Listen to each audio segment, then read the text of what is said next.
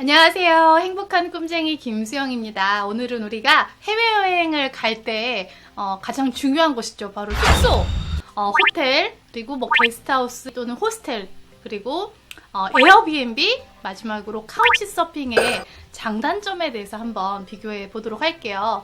우선 첫 번째로 호텔! 우리가 가장 흔히, 가장 무난한 숙박을 하는 곳이죠. 어떤 호텔을 가느냐가 정말 여행의 절반 이상을 차지한다라고 말하는 사람이 있을 정도로 이렇게 잘 자고 푹 쉬는 게 되게 중요한 것 같아요. 우리가 흔히 아는 장점은 대부분의 호텔방은 이제 단독으로 1명 또는 2명 또는 3명이 쓰게 돼 있기 때문에 프라이버시가 보장이 되어 있고, 호텔에 따라 다르겠지만 여러 가지 퍼실리티가 있잖아요. 뭐 이게 헬스장이라든지 뭐 사우나가 있는 곳도 있고요. 뭐 어떤 곳은 수영장도 있고 뭐 여러 가지 로비, 다양한 카페, 식음료를 즐길 수가 있습니다. 또 호텔의 장점은 대부분 조식을 줍니다. 하지만 요즘에는 호텔들도 굉장히 빡세요. 그래서 가격을 더 내야지 조식을 제공해주는 그런 곳들이 많아졌고요. 근데 물론 단점도 있어요. 단점은 당연히 다른 옵션들에 비해서 제일 비싸다. 그리고 두 번째는 뭐냐면 만약에 요리를 직접 하고 싶은 분들에게는 불편할 수도 있다. 그래서 이 요리를 만약에 이제 하려면 아무래도 당연히 취사도구도 있어야 되고 제대로 된 주방이 있어야 되는데, 웬만한 호텔은 이제 그 전기 포트 수준은 밖에 없잖아요. 그래서 컵라면까지는 먹을 수 있지만 어떤 그 이상의 요리를 하고 싶은 분들께는 힘들죠. 그 밖에는 호텔마다 워낙에 다양한, 정말 천차만별이기 때문에 이거는 개별적으로 호텔을 잘 찾아보셔야 되는데, 저 같은 경우는 뭘 주로 따지냐면은 트립어드바이저의 랭킹, 그리고 가격, 그리고 이제 사진, 또 다른 사람들의 리뷰, 그리고 제일 중요한 거는 위치예요. 아무리 좋은 호텔도 엄한 위치에 있어가지고 굉장히 그 왔다 갔다 하는데 고생을 하면은 그냥 시내에 있는 안 좋은 호텔보다 못할 수도 있거든요. 그래서 꼭 위치가 정말 중심지에서 가까운지, 뭐 대중교통은 편한지, 이런 부분들을 꼭 확인해 보시면 좋을 것 같습니다. 그리고 이제 두 번째로 우리가 흔히 게스트하우스라고 부르는 호스텔이 있어요. 우리나라에서는 게스트하우스, 외국에서는 호스텔이라고 부르는데, 보통은 이제 방 하나에 이제 사람이 뭐 4명, 6명, 8명, 뭐 정말 많게는 저는 30명이 묵는 방에서도 자본 적이 있거든요. 이런 호스텔의 장점은 당연히 가격이 싸다. 당연히 방 한 칸을 다 차지하는 게 아니라 침대 한 칸을 차지하고 있기 때문에 호텔 방 하나가 10만 원 할 때 호스텔 방 하나는 10,000원에 묵을 수도 있잖아요.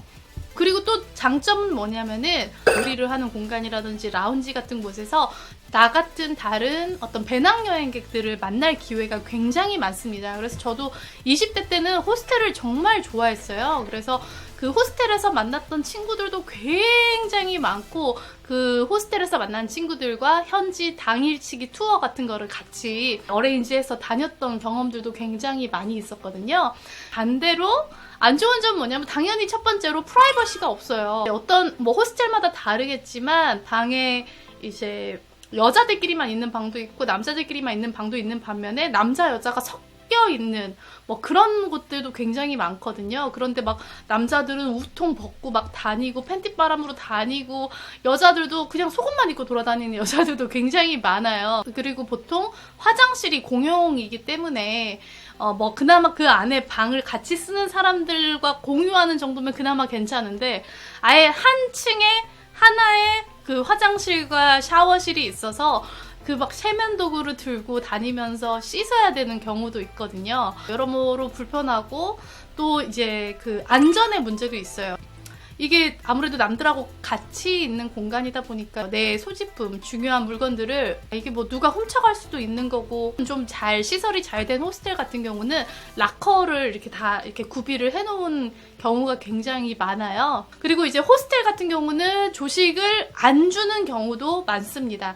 그렇지만 대신에 직접 요리를 할 수 있는 이제 주방이 있기 때문에 근처에 마트 같은 데 가서 사오면 저렴하게 내 끼니는 챙길 수 있고요. 그래서 이런 호스텔의 단점을 조금 보완한 게 뭐냐면 베드 앤 브렉퍼스트예요. 이게 우리나라에는 별로 없는데, 외국 같은 경우는 이게 조금 호스텔도 아니고 개인 가정집도 아닌 좀 애매한 공간에 이렇게 방 하나에 한 명이 프라이빗하게 내 독방을 쓰는 대신 주방과 이제 욕실만 같이 함께 쓰는 곳이 많고요. 또 베드 앤 브렉퍼스트, 이름 그대로 브렉퍼스트, 조식을 줍니다. 예를 들어서 호텔이 10만 원이고 호스텔이 만 원이다. 그러면 한 3만 원 정도 한다고 생각하시면 될 것 같아요. 버지니아 울프는 이런 말 했잖아요. 여자는 자기만의 방이 필요하다. 저는 20대 때는 호스텔을 굉장히 많이 이용을 했었는데 저도 30대가 되고 나니까 점점 이렇게 남들과 같은 공간에서 부대끼는 게 힘들더라고요. 그렇지만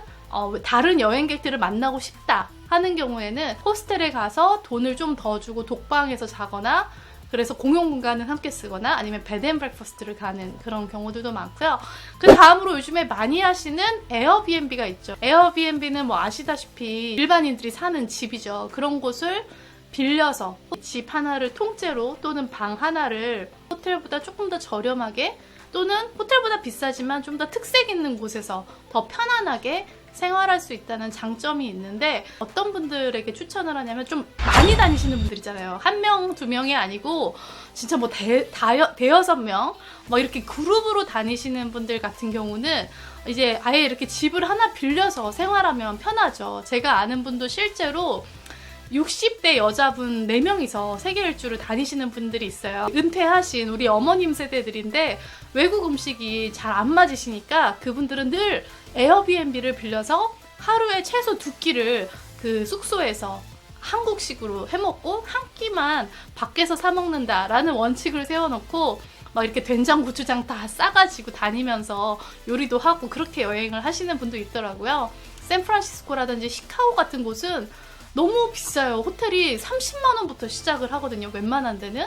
그런 곳에서는 이제 가격 때문에라도 에어비앤비가 강점이 있죠. 그렇지만 당연히 단점이 있습니다. 이게 누군가가 살던 곳이잖아요. 진짜로 사람이 사는 집이면은 아무래도 좀 깔끔하지는 않죠. 막 그 사람이 살림살이가 잡다구리하게 다 있는. 그래서 어떻게 보면 뭐 예를 들면 요리할 때라든가 이런 게 더 편할 수도 있지만 에어비앤비와 카우치서핑은 좀 비슷한 단점이 있는데요. 첫 번째가 뭐냐면 객관적인 정보를 찾기가 힘들어요. 저는 에어비앤비를 갔다가 정말 실망한 경우들이 되게 많았어요. 왜냐하면 사진을 너무 잘 찍어놨는데 막상 가보면 너무 낡았거나 아니면 생각지도 못한 완전 언덕에 있는데 아무래도 트립어드바이저처럼 호텔에 관한 객관적인 정보가 부족해요. 그래서 어떤 호텔에 관한 정보가 뭐 리뷰가 수백 개 있을 때 에어비앤비는 뭐 한 10개 이 정도 있는데 또 거기다가 이게 인간적으로 접촉을 하는 관계다 보니까 사람들이 좀 객관적으로 독하게 리뷰를 못 남깁니다. 그래서 좀 이런저런 단점이 있어도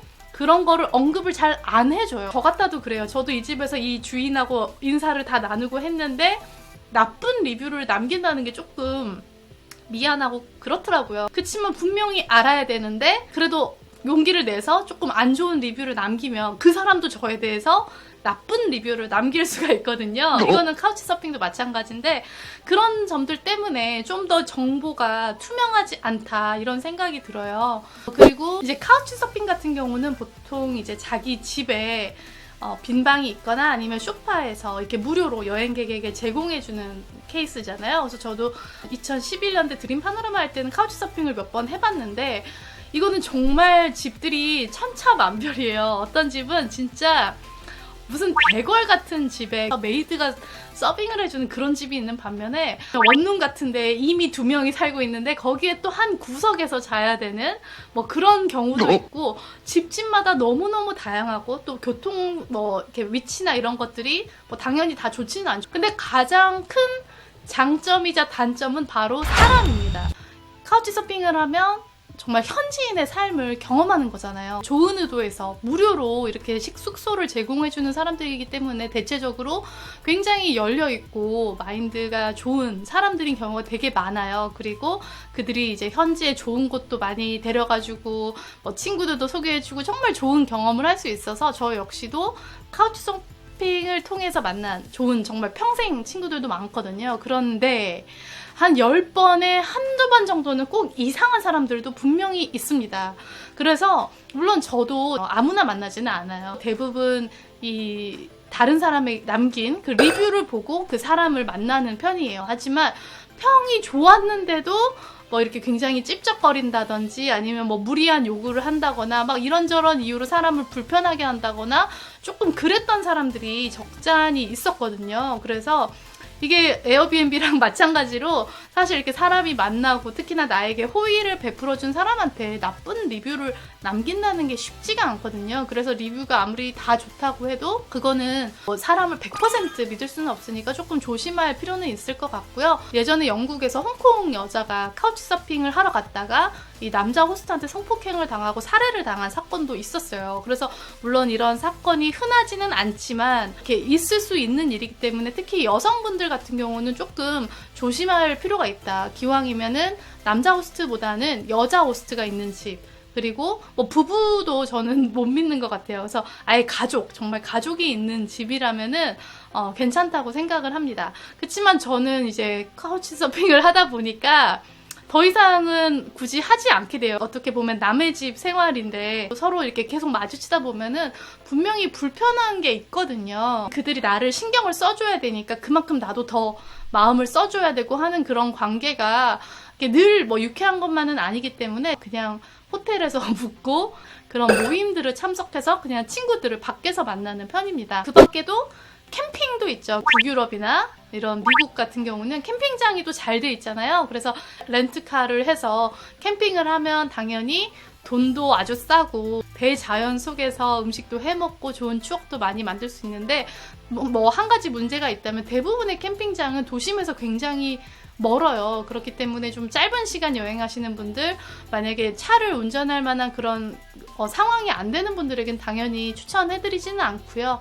차를 렌트를 해서 정말 돌아다닌다거나 정말 자연을 좋아한다, 아웃도어를 좋아한다 하는 분들에게는 추천을 해드립니다. 그래서 만약에 여러분이 예산이 좀 애매하다 그러면은 한번 동시에 호텔과 게스트하우스 이렇게 에어비앤비를 동시에 놓고 비교를 해보세요. 그러다 보면은 또 의외로 호텔이 더 싼 곳도 있고요. 또 어떤 곳은 정말 이렇게 호스텔이 가성비가 최고인 곳도 있고, 또 만약에 내가 여러 명이랑 간다 그러면은 에어비앤비를 추천하고요. 정말 내가 돈이 없다, 미니멈 정말 돈을 내가 최소한으로 쓰겠다 하는 분들께는 카우치 서핑을 추천을 해드립니다. 그러면은 즐거운 여행 준비하세요. 안녕.